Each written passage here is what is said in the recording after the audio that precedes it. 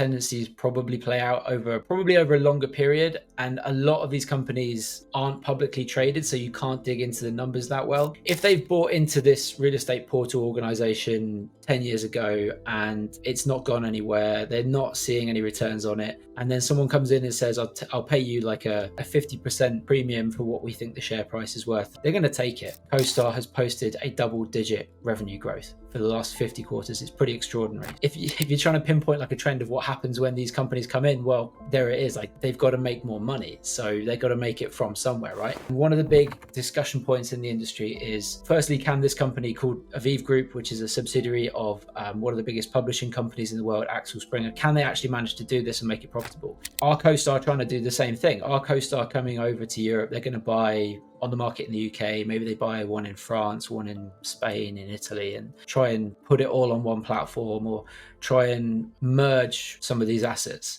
Okay, we're here with our friend Edmund. Edmund, still editor of onlinemarketplaces.com, but you have a new house. I think last time on the episode we talked about your cool attic. You said no more attic for you, but you did buy yourself a plant, so you look good. Yeah. The attic was cool in like spring and like autumn, but in summer and winter not so cool. So I had to go. It was not very well insulated. Yeah, well, just like my actually my office at home isn't well insulated. I'm wondering if I guess the last few years the African winds hit. I lived in Spain. I don't remember if I told you that, for a year, and I had never heard about that, but that those blow in once or twice each season, and it is scorching hot. So I can't imagine being in an attic when that happens. But yeah, did you experience that? Yeah, we get them every so often. Sometimes you get them with a rainstorm and you'll get all of this, like everything gets covered in this like really fine orange dirt, which is like, it's crazy. It's sand from the Sahara that's come up and just been dumped all over Spain. So every few months, I don't know, maybe once or twice a year, you'll get one of those storms, which is kind of cool. But yeah, the heat, not so cool. Brutal. Yeah. Well, Edmund, for those that don't know you, why don't you tell them a little bit about onlinemarketplaces.com and what you do for them? So I think the best way to say it, I think I made a description, like you have to put a description on LinkedIn nowadays. I think I put something like, my job is to read about, write about, collect data on, analyze, and just generally know about real estate marketplaces around the world. So companies like Zillow, CoStar, apartments.com, and onlinemarketplaces.com is, I guess we like to think of ourselves as like the industry news for that little niche industry. So we obviously post the news, everything that's been going on in the industry, but also we do analysis of the industry, and we do conferences, events as well. So the event is called Property Portal Watch, and we try and get all the real estate portals from around the world into one room to talk to each other and learn from each other. And we do those 2 or 3 times a year. Yeah, and many of the online news sites are owned by some of the giants in the space. You guys are not, and I find your reporting, the content that you guys put out, really compelling. It's not as fluffy as what many of the other sites put up, as far as in my opinion. So you've got a couple of industry trends that you've pulled out here for more recently what's been on your mind. So why don't you run through your first one for us? So this is, I'm going to try and make everything relevant as I possibly can to the US market for your audience, by the way. But this is, everything I talk about usually is like global, right? So the first thing I've got written on here is like, around the world, you've got different real estate markets that are owned by different kinds of companies. You've got, on my big spreadsheet, there's about 800 real estate marketplaces that are active around the world right now. And you've got maybe, I don't know, 400 companies that run them. And every year, fewer of those companies that run them are like controlled by agents. So I'm trying to think. So I mean, the big example in the US market is Realtor.com, right? Realtor.com was owned by, kind of started by the NAR, right? And then they sold it off to Rupert Murdoch and News Corp. And this is a trend that's happening all around the world. So all around the world at the moment, there are several examples of real estate marketplaces being sold off from, being controlled by agencies agents, agent bodies to private interest. And I mean, I'm not saying whether this is good or bad. It's just an interesting thing that's happening where agents are having less and less control over the shop window where their listings are, basically. Yeah, I think I read one of your recent articles on this, and you were talking about how someone came into the European market and bought up one of the large portals there.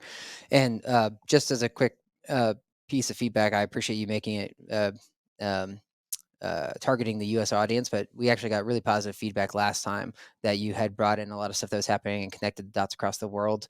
I can't remember who told me, but they were like, "Yeah, I loved how he connected like what was happening in Brazil and the UK, and then how that could influence the U.S." So feel free to go to use your international power here, but Cool.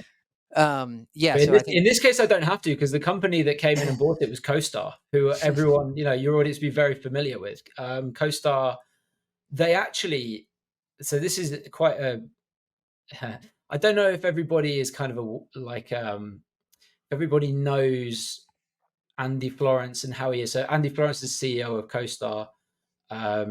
Like, the guy has been in charge of CoStar since he founded it in 1987, and he's a very outspoken guy, right?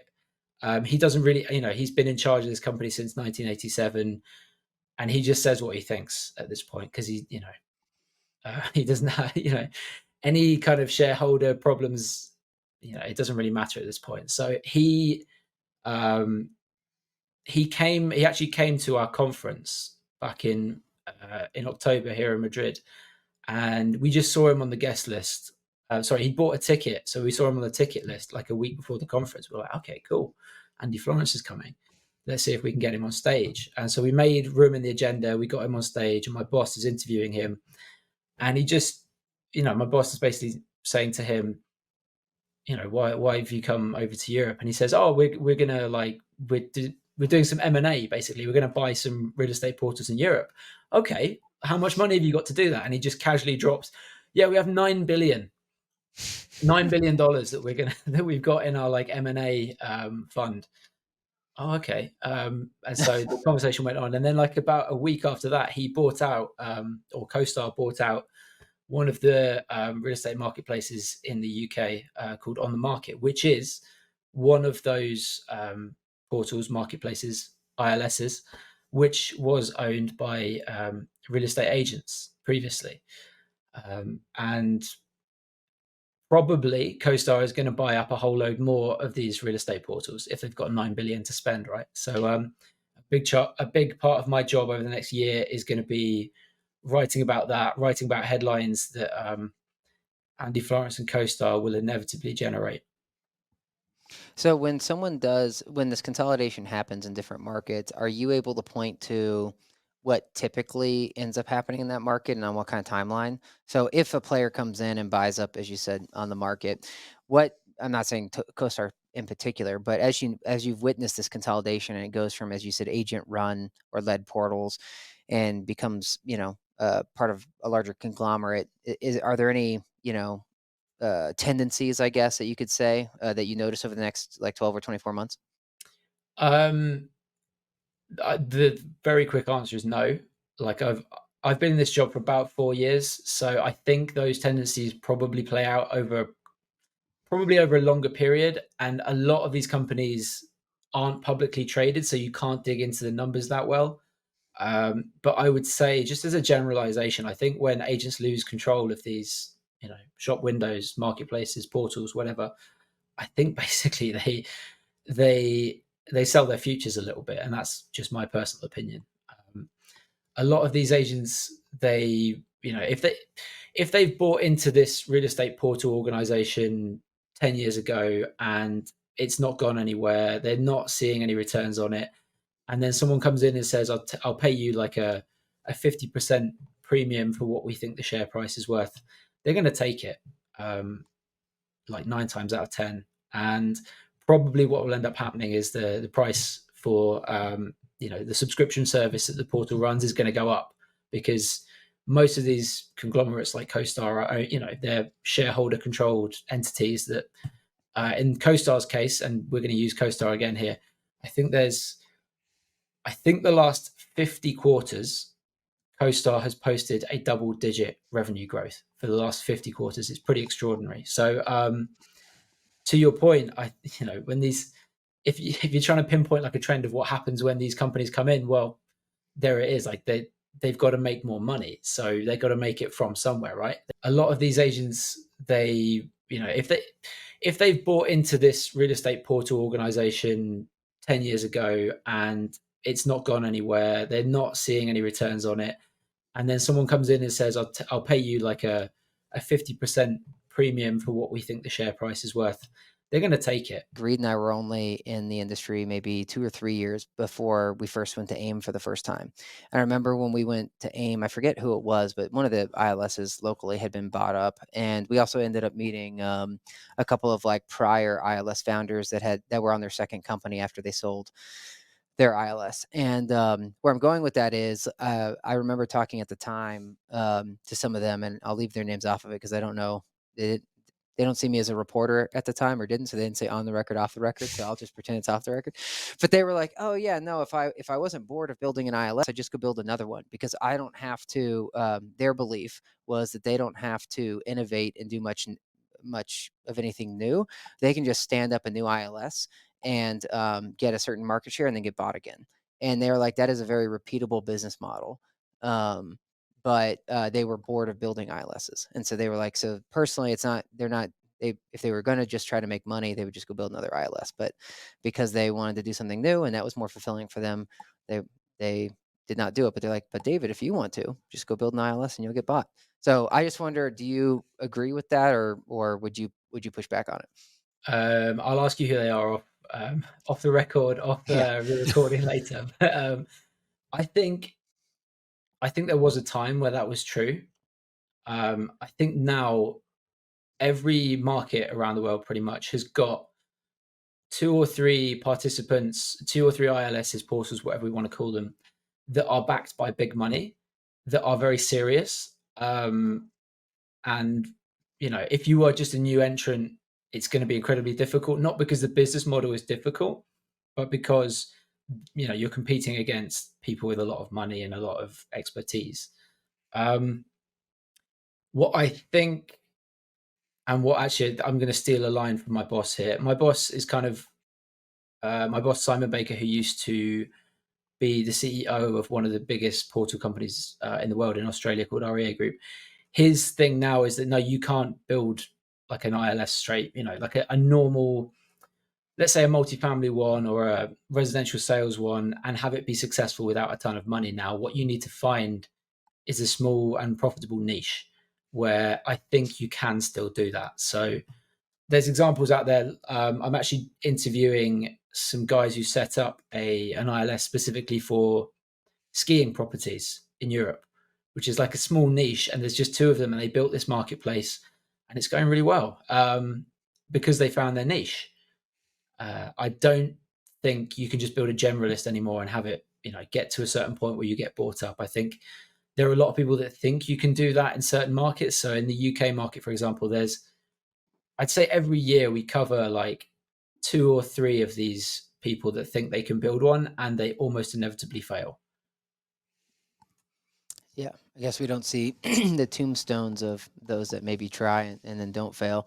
All right, well, I've got a spreadsheet of all the names that have tried and failed, and yeah, it's true. You don't hear about them. I love Edmund with his spreadsheets. He's got his I've got tons spreadsheet of 800. He's got a Yeah. spreadsheet of tombstones. All right, Reed. it's your turn. Yeah, well, a lot of different places to go, I guess, after the first 10 minutes. But getting a little bit back to what you're anticipating, and I heard you say, it's not overly predictable.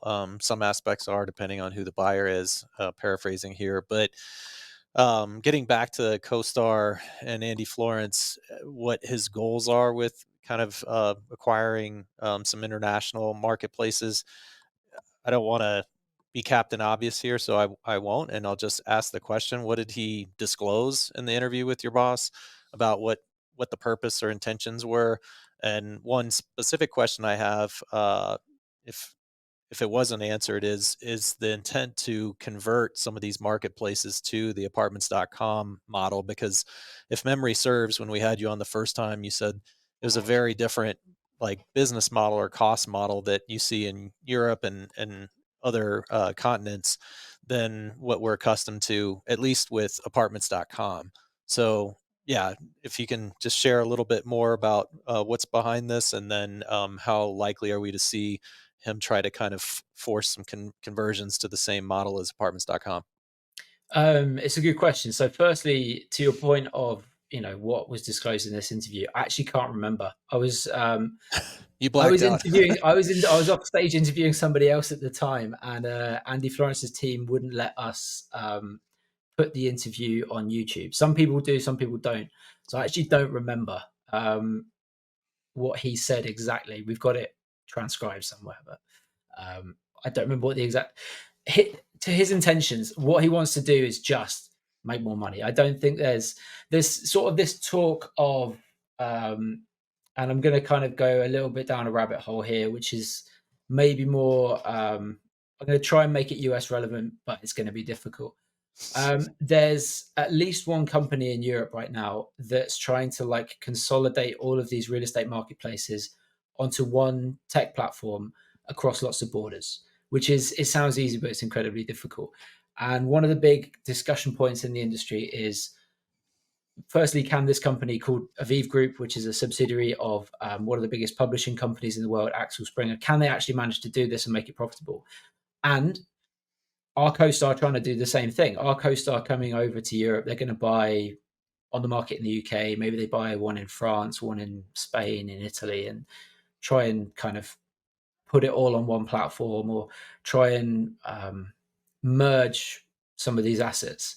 I'm not sure we really know. I think they will buy more companies, but whether they try and put them all on the same business model, the same tech stack, I don't think so. CoStar already owned a bunch of commercial real estate marketplaces in Europe before, and they didn't, as far as I know, change the business model. So they just run whatever business model works in that market. But slightly, not necessarily answering your question, but something that's very interesting is what they're doing with homes.com in the US residential sales market at the moment, because the business model they're doing with that particular platform is completely different to what everybody in the US sales market has been used to for 25 years. So Zillow monetizes the buyer agent. If you are a lead on Zillow, you click on a house you like, you fill out the form, it gets sent off. It gets sent off to a random agent who wants to act as your buyer agent, right? As far as I understand it.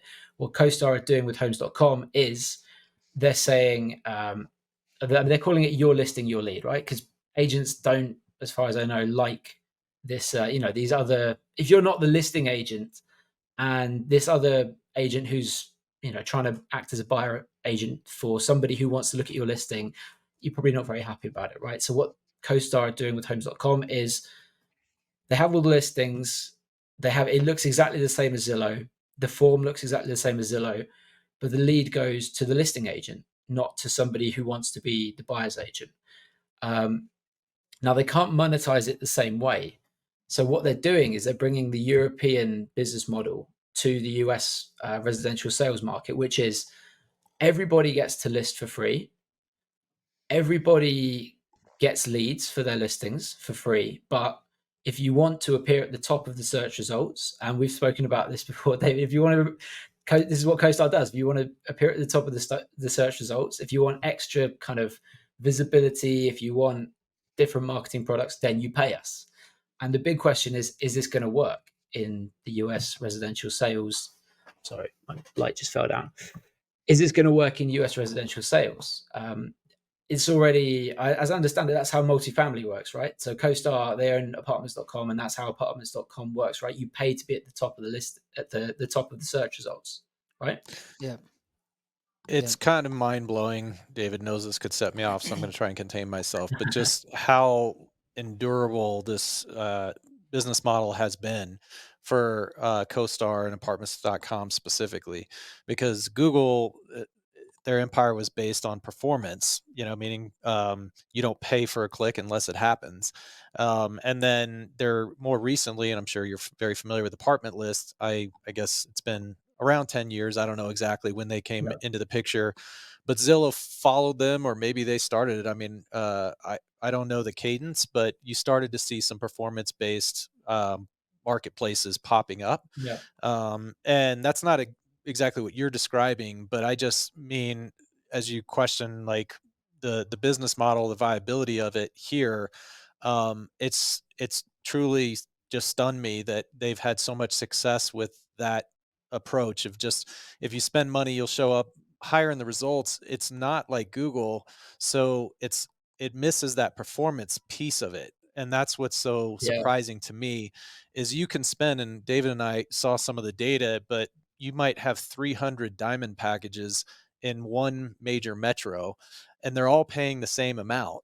And there isn't a whole lot of rhyme or reason other than the timestamp of when you bought the package on whether you're going to get favored results or not. We also theorize that some of that's based on the inventory, but it just, I mean, I'm not trying to be too critical. It just seems like a super antiquated. I mean, we grew up on a model like that, David and I, when we were selling digital advertising 20 years ago, that quickly ran its course and moved more to performance based. So yeah, it's pretty impressive feat that they've been able to keep this as long as they have. Yeah, you can't blame CoStar or No. any of the portals because it's working, and with the double-digit growth 50 quarters in a row.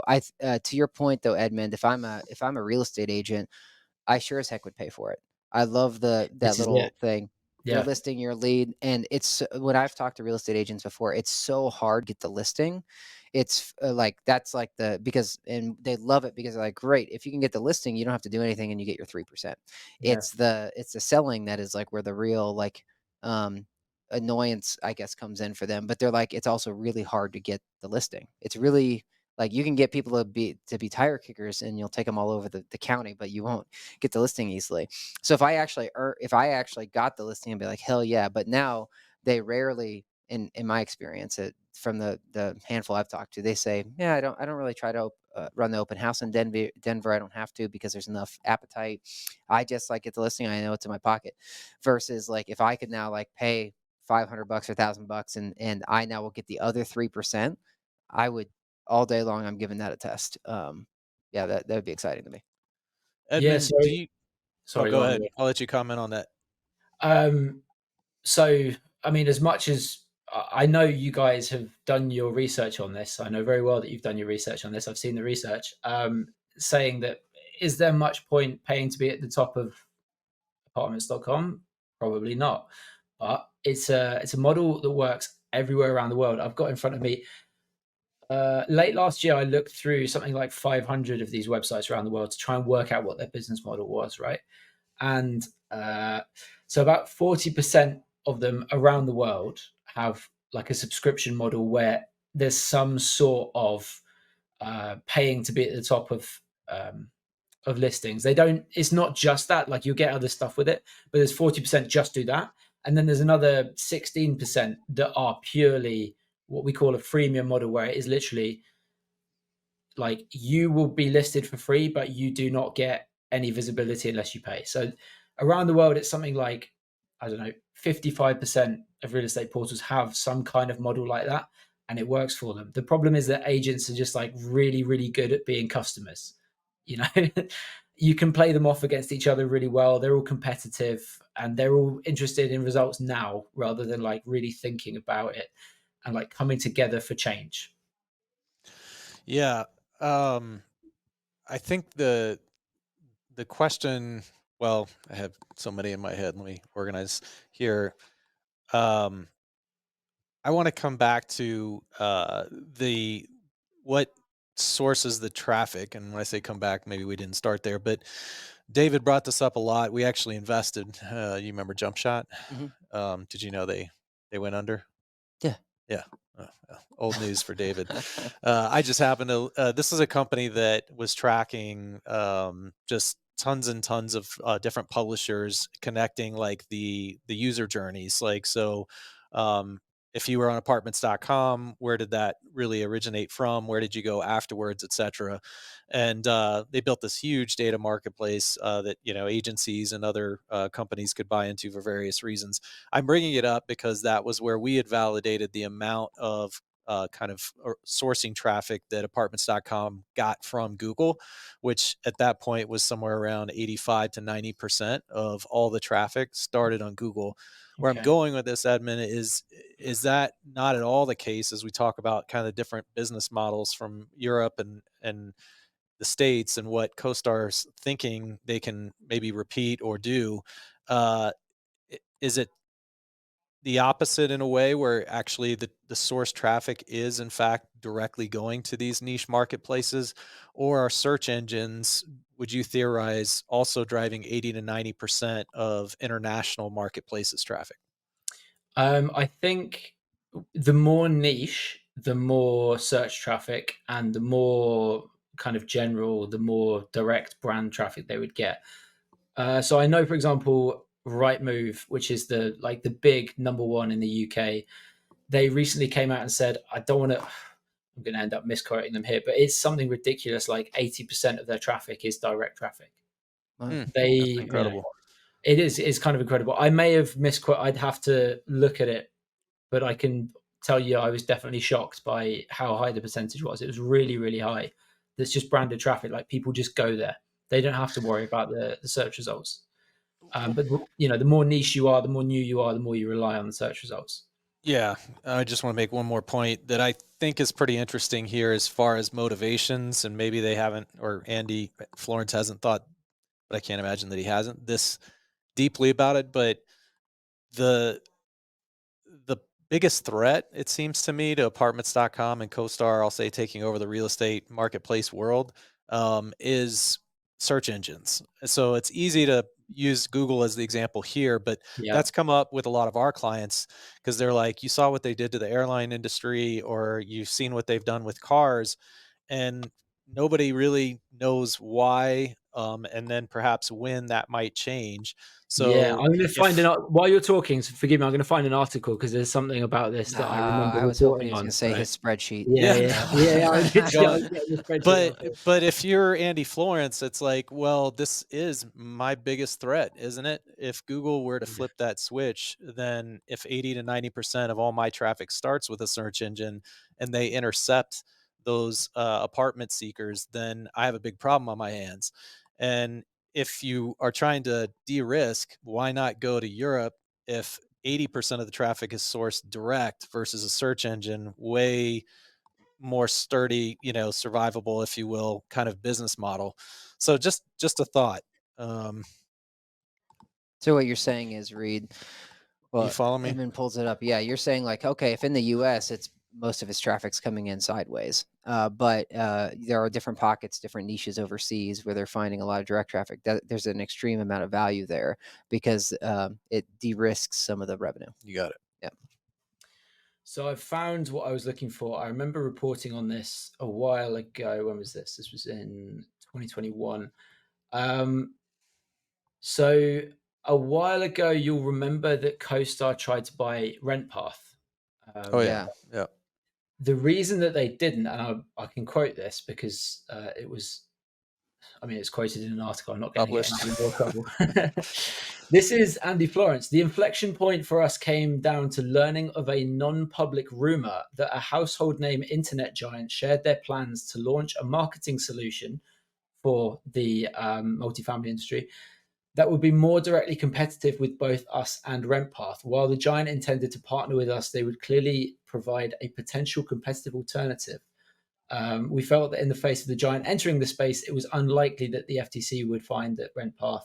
But basically, it looks like probably Google was going to go into the industry back in whenever this was in when he's talking about 2020. It's this big like bogeyman that hangs over the industry of like when is Google going to get involved? Google's already Hmm. come for jobs. It's kind of coming for cars, and people kind of off and on worried about when they're going to come into real estate. Um, I don't know enough about it, but there is one like storm cloud on the horizon, which people haven't really taken much notice of, which is it's not a giant, it's Bing. You know, who uses Bing, right? But Bing have started doing it. Bing have started building this like an aggregator of ILSs or portals for sales in certain countries. So if you go on Bing, and I can't remember which countries it is. I know the UK has it. I don't know which other countries they're doing it in. But Bing has got like an aggregator now. Bing will have search results sourced from portals on Bing, and you click through from Bing, and Bing, I imagine, eventually will charge money to the portals for giving them this traffic. Um, yeah, it's a topic that no one really like. I think talks about enough because no one knows when Google are going to come in. They I obviously tried to go in 2020 and it didn't work because if Andy Florence is talking publicly about it, then he obviously knows something.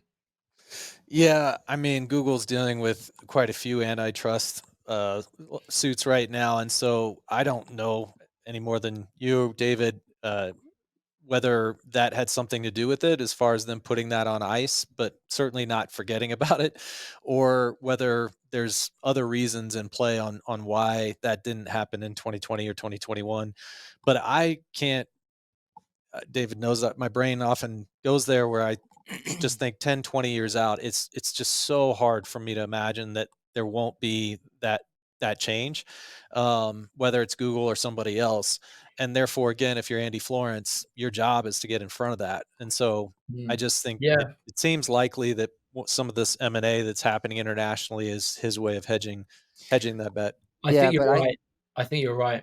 I think so obviously CoStar, they tried to buy RentPath. They couldn't buy RentPath because of various reasons we just talked about there. They also tried to buy CoreLogic, which would have been huge. Hmm. CoreLogic was worth, I think they bid something like, they ended up bidding 7 or 8 billion for CoreLogic. That again didn't work out. So they were like, well, what do we do now? And they went big, right, we're going into residential. Now they're going into residential in the US in a big way, but they've got 8 billion to spend. They might as well, have a punt on trying to go into Europe as well. I think you're Mhm. right. I think they're hedging.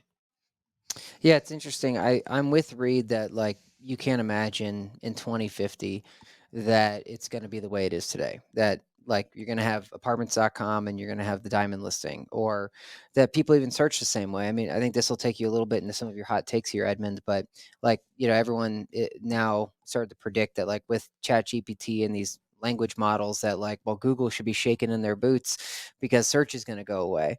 Um, but yes, like we've gotten some great traction with some of these LLMs, but to me, it hasn't really changed the core um, business model when it comes to Google search. Like I will go to like a Chat GPT or a Bard or what have you if I'm trying to research and maybe come up with like, help me do the rough draft of this email or give me this thing, but not if I'm like looking for a plumber in Bailey, Colorado. I'm not going to ask. Yeah. I mean, maybe someday I would, I guess, like tell me which plumber like is legitimate, but whenever it comes to these portals, I don't as you're saying, Edmund, like CoStar having 50 quarters of growth and Reed and I like back in 2005, Reed, I would have been betting with you like apartments.com isn't going to exist. Google's going to do this. And then you and I would still be waiting to cash that bet. Right. And like look at all the money they've made. Mhm. So I think like a lot of times when you and I do visionary exercises, we're looking way out, but that there's a lot of capture, like financial capture that can happen In between between, now yeah. and the what feels inevitable. And so power to CoStar and the others that are capturing that right now, and then who knows what the future holds. But Edmund, like teeing you up for one of your hot takes, there's all this talk of AI, natural language generation. Would love to know how maybe you guys are even using it in your workflow, but also how you think it may impact, uh, our industry. So how I'm using it right now, I remember when I first saw it. I think me and my boss saw it the first. There was the same morning we were both texting each other like, "Isn't this amazing? This is going to change everything." Like I don't have to, I can just do the interesting parts of my jobs now. I don't have to do the boring parts, and it hasn't changed that much. Mm. Um, there are things that I use it for. So when I get like a really boring press release, somebody's done some boring partnership with somebody else, right? And it's like, yeah, I should probably cover that.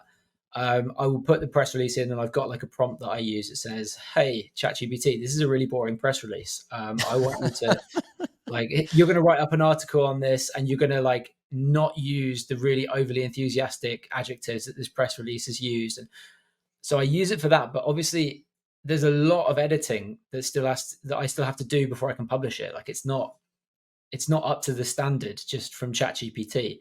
The other thing it's really good at is anytime you do an interview. So if you wanted to take the transcript of this interview and put it out, you could just put it out as a transcript, like a word soup, and it wouldn't get any clicks and it would be terrible and you couldn't read it. ChatGPT is really good at taking transcripts from interviews and turning them into articles. But again, it takes time. You still, once it spits out the article, you still have to do quite a lot of editing. So that's how I use it.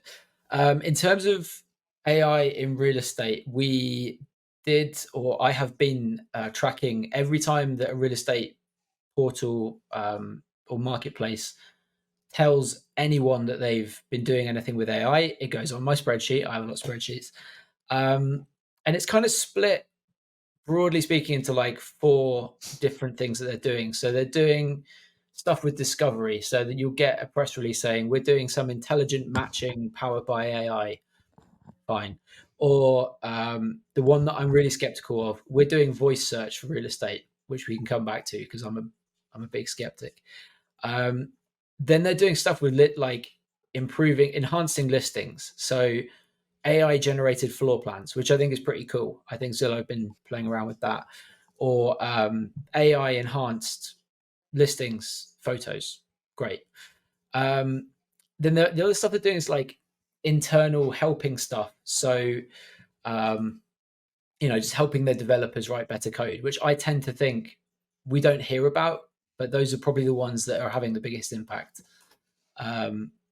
And then there's kind of co-piloting as well, where it's a task that they would be like, let's say you're a real estate ILS portal, and you've noticed that a lot of the listing descriptions that the agents input are just not very good, and so you're just helping. You build a tool that helps agents to write better descriptions, and then from those descriptions you can use AI to like tag more features. So agents don't tend to be amazing writers. That's fine. That's not their job. You're helping them to do that. And in doing that, you're surfacing more features that you can tag the listing with to make your listings richer and obviously help your SEO as well. Like agents don't always mention that there's a fireplace. They don't always mention that there's a dishwasher, right? If you can just help them do that, it helps quite a lot.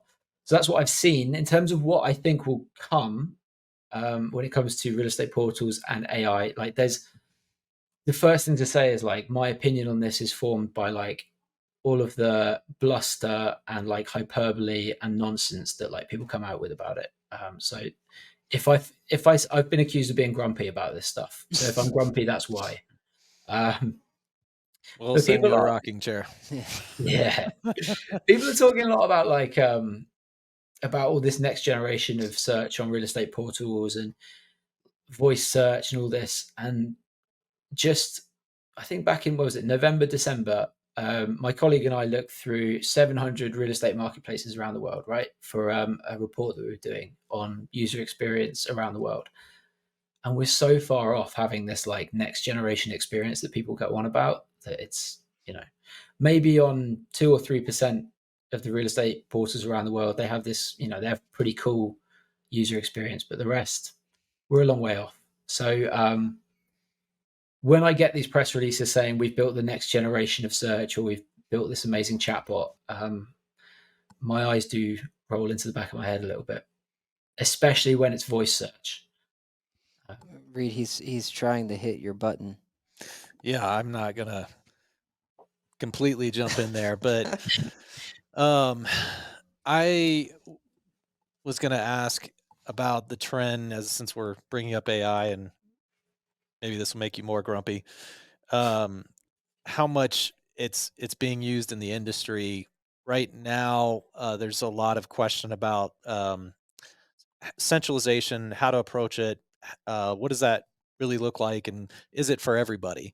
So I'm curious, in Europe, and I don't mean to just say Europe, but all these other marketplaces and kind of global real estate that you're following, if that trend is, already occurred, or if that's something you're anticipating, or you don't think it's going to be as significant as it is here in the States. And I don't know if that surprises you, but I imagine it doesn't if you've been, following, the news here.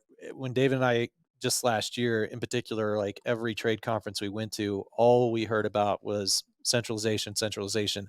And I'm connecting this to AI because there's all sorts of applications, at least from owners and operators of AI, that is going to help pave the way, or at least that's how they see it. And so maybe they're making too big of a bet or assuming too much, and we're ahead of reality. But my question in that for you is just the centralization part and how much you buy into AI really fueling that trend. And if that's not something, Edmund, that you've been, I guess, consuming as much of here in the States, then no worries, we can move on to a different topic. I'm not entirely like I think I know what you mean by centralization, but can you I don't know, maybe give me an example by who are we talking about with centralization, and what specifically are we talking about by Well, it's the centralization? consolidation both of labor and technology. With particularly, I think the big REITs and the larger property management companies. So they're just looking, as they should, for opportunities to operate more efficiently, and they feel like in a decentralized manner, not only from kind of decision making and processes, but the actual on-site management as well as the technology they're using. That's highly inefficient, counterintuitive, especially with what's available today. And so, therefore, they are very hungry to find methods to centralize labor and tech. And it feels like, AI, broadly speaking, is the answer. Like that's why this kind of supernova is, about to happen, because it's finally at a point where that's possible. And to take that a step further, and I don't know that I'm going to keep pushing the AI per se, but some of these PMCs are also touting like humanless properties. It's Mm. like, we not only are centralizing, but we figured out how to use technology so effectively in AI that we don't even need an on-site team. It doesn't mean that there's not a maintenance person that kind of helicopters in and out, whatnot, but it's a completely different approach with the idea that they can really improve those small single-digit, NOI percentages that they've gotten accustomed to by taking, a radically different mindset. I don't know if you have anything to add as far as what the centralization kind of boom is all about, but No, I hopefully think I captured it well yeah. enough. And I just didn't know if, in Europe, because sometimes when it comes to fashion, you guys are ahead, but not sure if it's necessarily the same in some of the real estate trends like this. I think so. To your point about centralization, I think most of the companies that I deal with are fairly centralized anyway. I think just a real estate portal, they just have one office, and that's because they don't deal in any physical assets. They don't Sure. have to have an office in different places. I think the kind of counterpart narrative or conversation in our industry is who is going to get who is going to be disadvantaged by AI. In I guess what you're saying is regional property managers are maybe a bit worried about their jobs because they want to, these companies want to centralize everything and automate everything. I think in the industry that I cover, it's agents should be scared. I think there's a lot of tasks that real estate portals, or what I now call real estate transactional platforms, like Zillow, are basically, eroding what actually, and brokerages are eroding what these agents have been doing for the last 20, 25 years. Um, and it's kind of at this point, it's kind of yet to be decided, but just things like we were talking about there, writing listing descriptions, they don't have to do that anymore. Now, great. They might think that gives me more time to be with the customer. It probably does. But there's 5 million or something real estate agents in the US, and you take away, little by little, you're taking away, I don't know, 2-3 hours of daily tasks that they used to do by hand. Eventually, there's going to be fewer of them. That's just the logic. And that seems to be the counterpart conversation, or the counterpart narrative to what you're talking about with centralization. Yeah, and forgive me, actually went beyond marketplaces. I was speaking more broad strokes, like real estate trends, like stateside versus what we're seeing internationally, not directly pointing at marketplaces. So appreciate kind of the distinction there. Um, I was going to ask a question, but maybe I'm taking another left turn here. I don't think I am though. Is there uh, a close, I guess, cousin or like to Craigslist in Europe that we should know about or that you can comment on versus kind of the niche? It's such a unique entity here. It's another one that Dave and I kind of sometimes scratch our heads and just can't believe it still exists. But some of the larger companies that we work with still do leverage it quite a bit. So yeah, just curious. That's an interesting question. The short answer is I don't think so. Craigslist, like there's a couple of kind of industry experts that come to our conferences, and there's one in particular, a guy called Malcolm Myers, who we always get as our like keynote speaker every year. He's really good, and he talks a lot about Craigslist, and he always uses it as an example of like, if you're not careful, like a cautionary tale, if you're not careful, you're going to become Craigslist, right? And he had some cool slides on it when he was at the conference in Madrid in October. The short answer is no. Craigslist is kind of this unique thing, this generalist, this really simple platform that is slowly dying. And it is slowly dying. I think he showed some slides showing that it is slowly dying, just being eaten up by niche marketplaces. And the trend is, I guess, on a real like macro level, the more niche you are, things are trending towards being niche, basically. But no, I don't know of any kind of Craigslist comparison.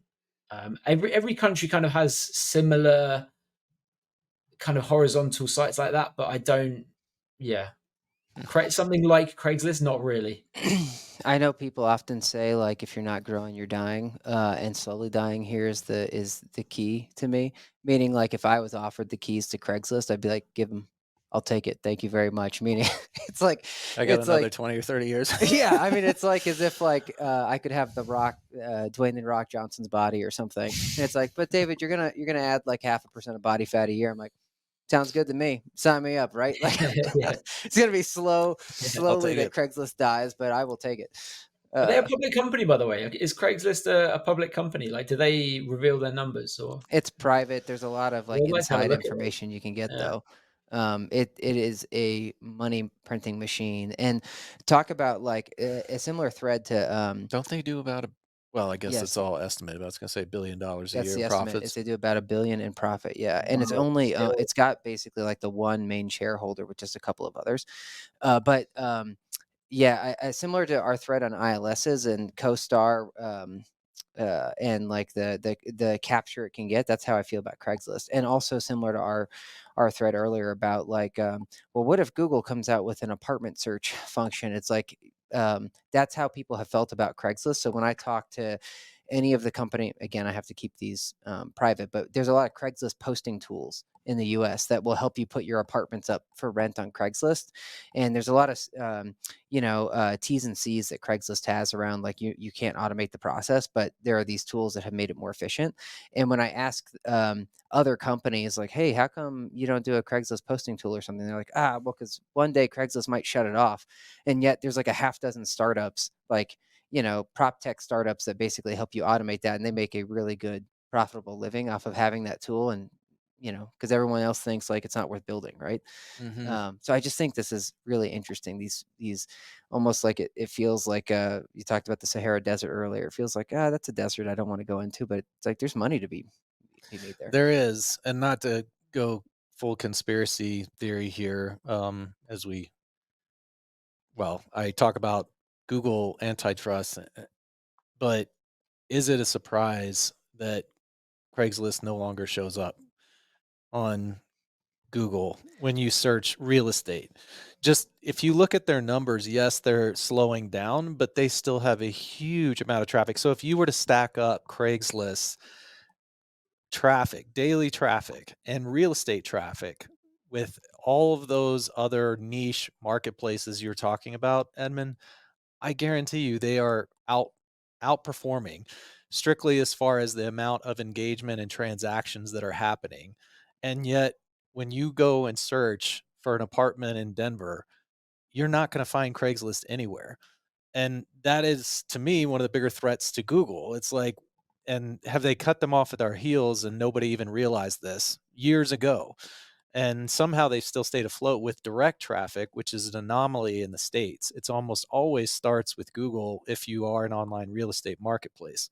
Mm. So I think it's it's really a head scratcher for me, knowing the way Google normally serves up results, that Craigslist is nowhere to be found anymore when you search real estate. It depends how like specific you get, because you'll even remember like the simul search studies we did. If someone's searching for like one bedroom apartment But with we had to put pool, them on Craigslist. no, we didn't. Hmm. Yeah, I actually just had to pull the presentation for Rose. No, Sophie the other day. Um, so like there's a lot of sideways traffic, but you're right. We did at one point have them go directly there, but I'm saying like a lot of the traffic came in sideways. It's still like it's interesting because when I did my home search and even apartment searches, whenever I was looking for something that was more professionalized, I would go to the portals like an apartments.com. But if I wanted to get kind of like a house or have more of a mom and pop experience, that's when I would go to Craigslist. So I even was conditioned in my head back when I was searching of like, okay, I want this kind of experience, therefore I'll look in this place Yeah. versus going to the broad search. Here's a question for you. How many, like, if you wanted to upload an apartment to Craigslist, how many fields would you have to fill in, do you think, compared to like if you wanted to put one on apartments.com? I Oh, imagine there's a big difference yeah, in. it's way less, way fewer So fields. I would imagine the reason that Google is, Craigslist dropped off the Google traffic is because it just doesn't have as much data around each listing. Because there's this really big, or at least to my mind, quite big war for data in the US market at the moment between all the portals. So they're all battling to be like, right, we're now providing, I don't know, flood risk data. And then, okay, the next one, next week, oh, we're providing crime data, or we're providing, really good neighborhood data, demographics, or whatever. And they're making a really big deal about it. And they're like you were saying earlier, Reed, who's ahead, US or Europe? Well, the US is definitely ahead when it comes to like how rich the data is around their listings. And my guess would be that Craigslist doesn't have very rich data on its listings because they just want you to like fill in a quick form, get your apartment up there, right? They're not going to ask you 20 extra questions. We'd have to, and maybe David's doing this as we speak, kind of verify that, because my recollection the last time I looked into Craigslist and kind of, I guess, as a mock landlord, there were quite a few inputs. It doesn't mean though that it's on par with CoStar. I think one of the biggest reasons that if things were relatively even equal, that they're not seeing the same traffic as well, is that they don't put in anywhere near the effort as far as the schema, the back Mm. end, Yeah. so that Google is, because you could have all the inputs in the world, but if you're not writing the back end the way that it needs to be, then it's all kind of in vain. And I think that is probably pretty real, from what we know about CoStar and some of their competitors. Just, I'm sorry, apartments.com, but they spend an enormous amount of money on their SEO, meaning just in the form of, labor and trying to make sure that they're as identifiable as possible. So that's probably another ingredient in this whole equation. Yeah, sorry, I was just looking up like the traffic stats, and it's still ranked as the 80th most visited website on the internet Wow. globally. That's And yet, amazing. yeah, generally speaking, when you search for an apartment, that's I can't not, honestly not what say you're I've gonna ever see. used it. Well, it makes sense. I mean, I it's should not. I It's should very I U.S. should do some based. research into it and write about it or something, because it is this like it's still like a really big deal, and it's just I don't even consider it in my work at all. I should consider it. It's like the distant relative that, you hear about but never Yeah. never really knew. I would love to see that article. I mean, it'd be fun for Yeah, you to just kind of, go, yeah, through a renter journey or whatever Yeah. you wanna do and dude. Check tell us the. what you I experience. have to share these engagement stats. So it has 173 million visits a month. That's from the U.S. and it's up a point and a half month over month. So it's still growing, of course, from October to now. And the average visitor visits 36 pages per visit and Wow. spends 7.5 minutes on the website.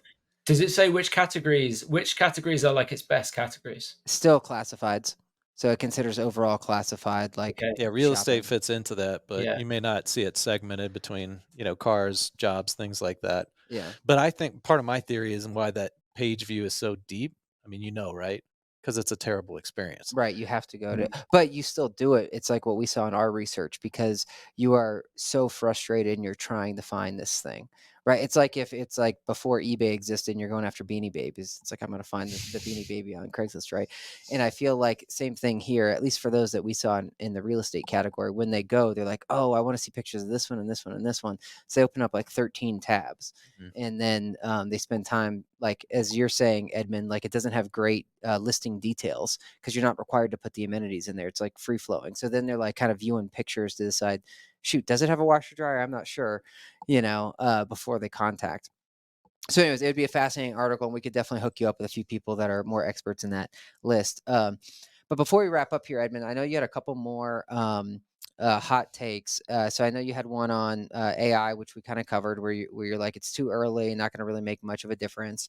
You had another one on voice search that you kind of touched on a couple times. I'm not trying to like bait read into this one, but I love Grumpy Edmund. So Grumpy Edmund, Yeah. tell us about voice search, what the market is like, the marketing teams are telling you from these places, and why you're grumpy. So I think, again, I will reiterate my opinions on these are just opinions. I don't know any more than anybody else. I'm one of the very few people out there that are not AI experts. Everyone when January 2023 came around and everyone put AI on their LinkedIn profile. I didn't, but I seem to be very few people that didn't.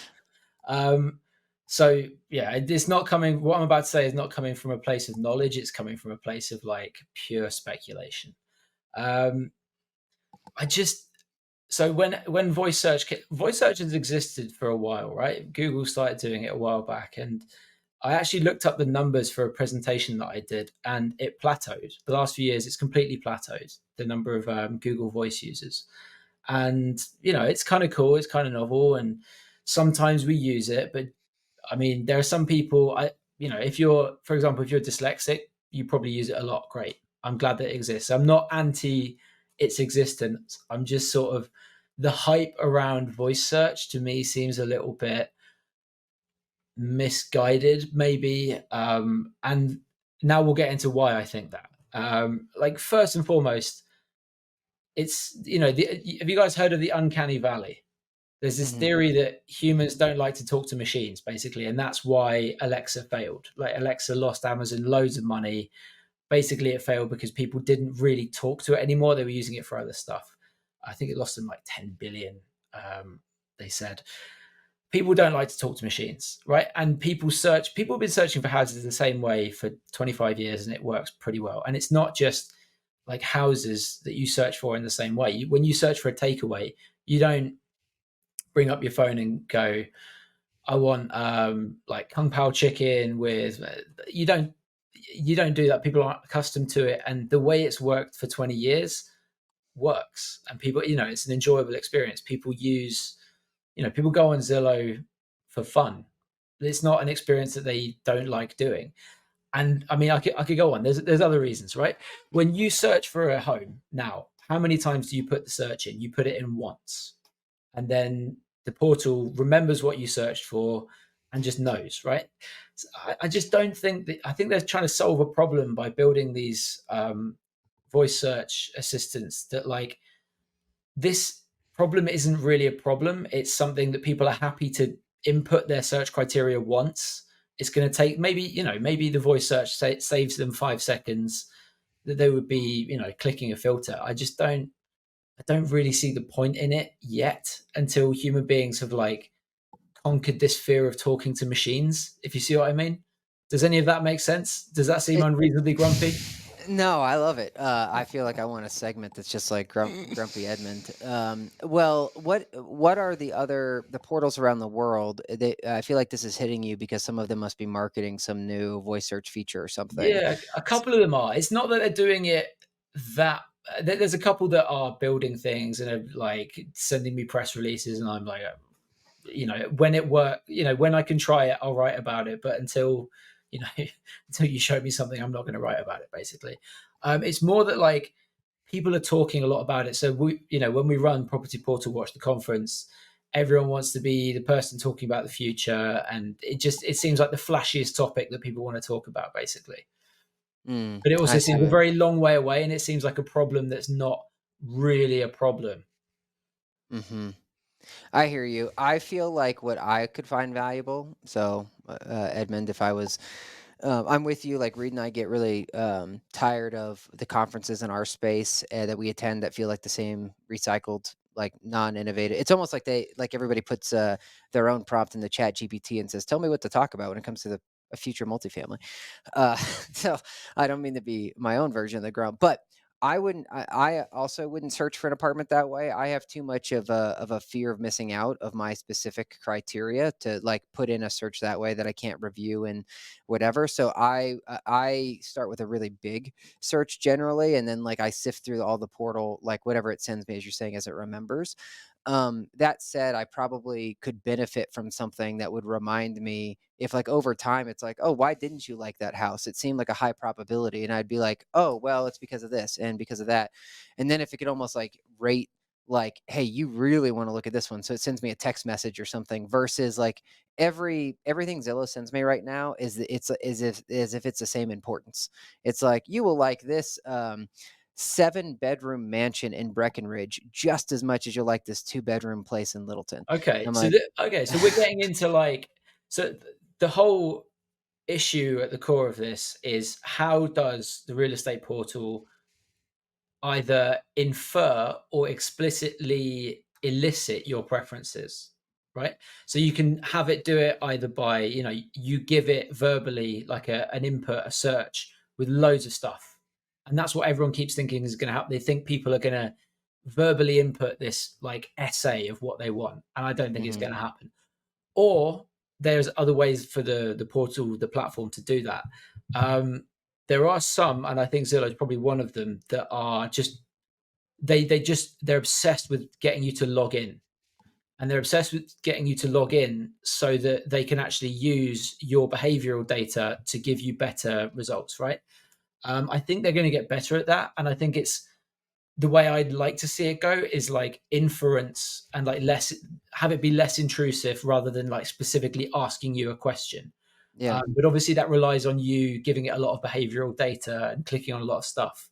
Um, I don't know. But I don't here's think an there's an easy example. answer. Let me give you an example of what would work. So, like Nicole and I, my wife, we've toured a couple houses over the last year, and we will take the random agent on Zillow to do that because, to your point earlier, Edmund, like a lot of the agents are kind of feel lazy these days. They don't really try to learn our preferences and try to make a custom thing for us. They're like, oh, I'll set you up in the portal, and you'll get hit by 100 updates a day. Let me know when you want to Okay. see one. Yeah. Yeah, no value for me. Are you? Yeah. But if afterwards, like, so we know now the agent is kind of lazy about like doing their follow up and like really trying to find the right house for you.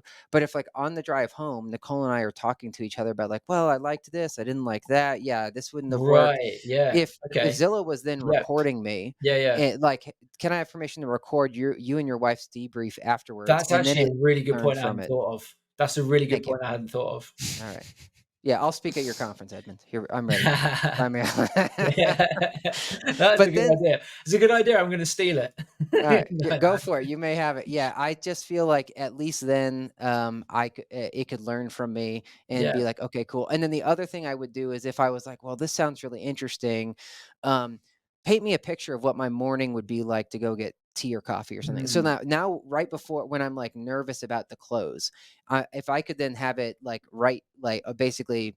Tell me a story like this is what your life would be like living here. Cause that again is something I don't get from the agent. I remember when I bought my house, I was like, well, shoot, should I get this one? And he was like, that's up to you, your call. Versus like, well, you said you wanted to be near a running trail. You said you wanted to do this. Like you could get up and on your drive to work, you could do that. That's again where it's like painting the vision for me. I could get value out of it. But the first bit of value would be the debrief after we say we don't like that house or we do like it. That's a point. That's a good point. Well made that I hadn't considered. I think, yeah, when these real estate portals have like talked about it, they've talked about the first initial search, which that's my problem with it. But actually, what you said is really relevant. The only counterpoint I would have to that is that, like, all of this is predicated on an assumption that, like, you're going to give it all these really like complicated, specific, nuanced parameters for what you want, right? It's, you know, I don't know what it's like right now in the Colorado real estate market, but there's not a lot of available listings in most of the world right now. There isn't a lot on the market right now. Now that might change, but Hmm. if you are a real estate portal that doesn't have an awful lot of available listings because the market is going that way, and if you're not very good at having the agents manually tag all of these things that I come back to the fireplaces or the dishwasher or whatever, then having the user input this really complicated, nuanced query or feedback doesn't do much good. And the point that I was coming at it from is still, and I always use this when people have asked me about this, and I always come back to the same example. Idealista is the real estate portal where I live in Spain. It's the main one, and it still can't tell me which apartments have an oven and which don't, and that's crazy, right? You know, if it did have that cool feature where it could listen to me and my wife talking afterwards, it's still, it could interpret it. It could use an NLP model to, like, understand, the word fireplace is not just a word; it's an entity which should match to, but it hasn't got it in the back end. If you see what I mean. So what I'm kind of saying is, real estate portals need to fix their metadata or improve how they get metadata before they start thinking about using voice. Now, in the US, actually, the portals tend to be quite good with that stuff. They're probably technically ahead of most of the ones that I look at, but that's where that's the context for the grumpiness. Yeah, I hear you. Well, I have two things to add to maybe the theory why voice search has plateaued on some level, and specifically with real estate. You can't undervalue or estimate the importance of visuals when it comes to real estate.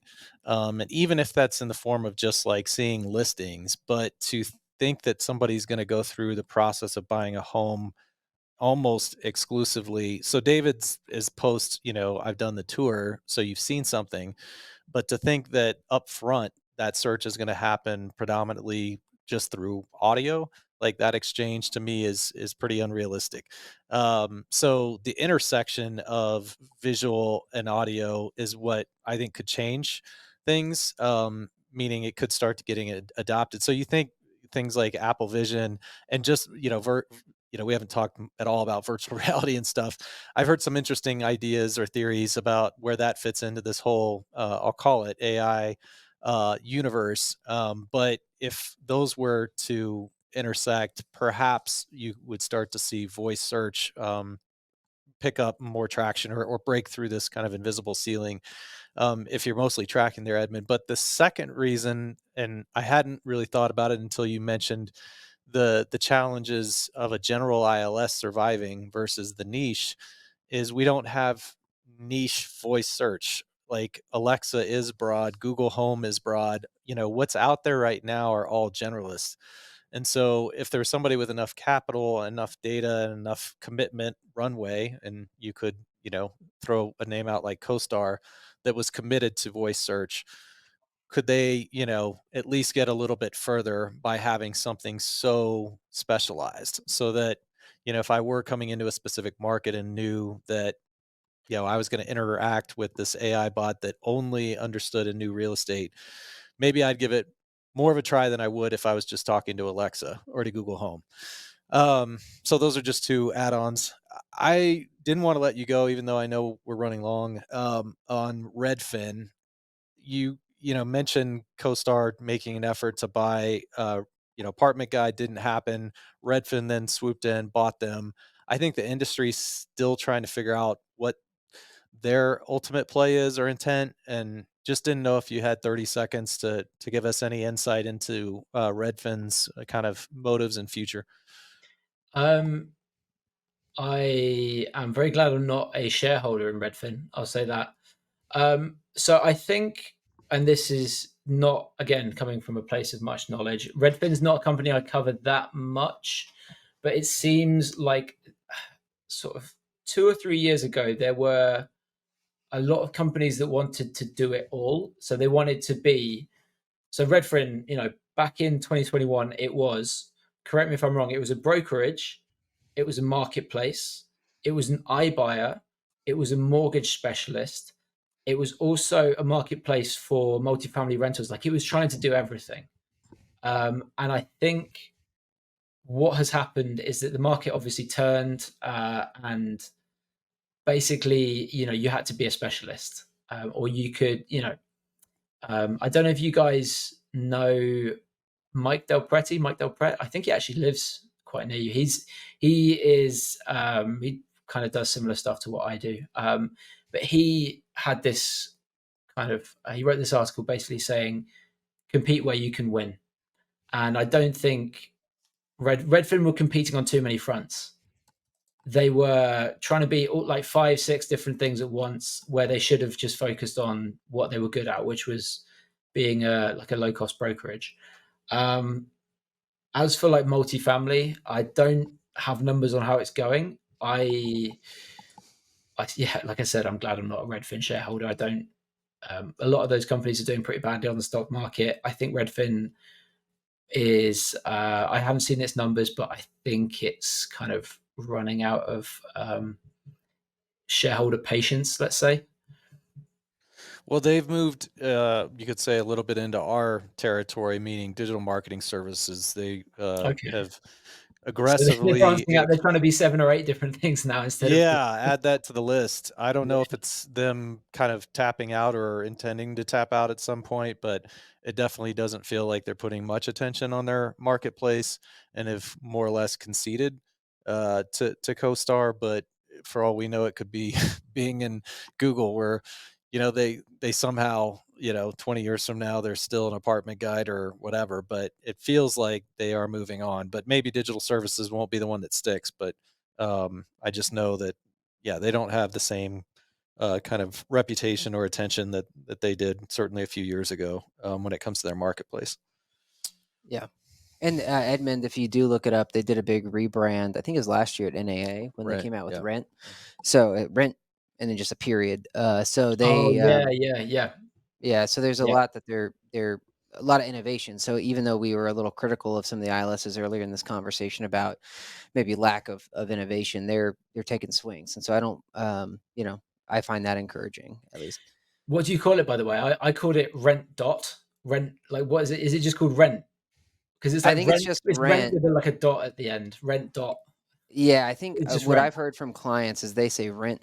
The clients I've talked to say rent, period, when they were Okay, kind of Rent like period. Okay, joking about it. But right. I don't. I think it maybe because they didn't know what else to call it. So I think generally though, people just the common is just rent. Well, it's Okay, funny and it's not, I guess, but I don't think that was an accident, meaning their main competitor is apartments.com. Right. And so they yeah. felt like we should, why not follow that kind of success story?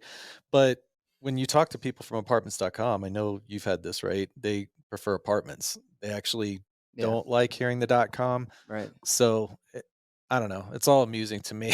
Yeah. um, Well, Edmund, we got to go. We're gonna get kicked out of our room. But thank you for this conversation. Well, as we do, we'll love to have you back. But if people want to find out more about what you're doing, where would you direct them? I I did them all a favor by writing the whole bottom of my screen. I didn't just put Yeah. my name. Just go to onlinemarketplaces.com. I'd specifically go to the opinion and analysis section. That's where all our best stuff is. And yeah, if you like it, give us a follow elsewhere. Cool. Well, thanks, Edmund. And if they look for you on LinkedIn, they will look for the Edmund Keith without the AI. Um, that's how they'll find you. But we'll also tag that in the show notes. All right, Edmund. Thank you so much, man. We appreciate it.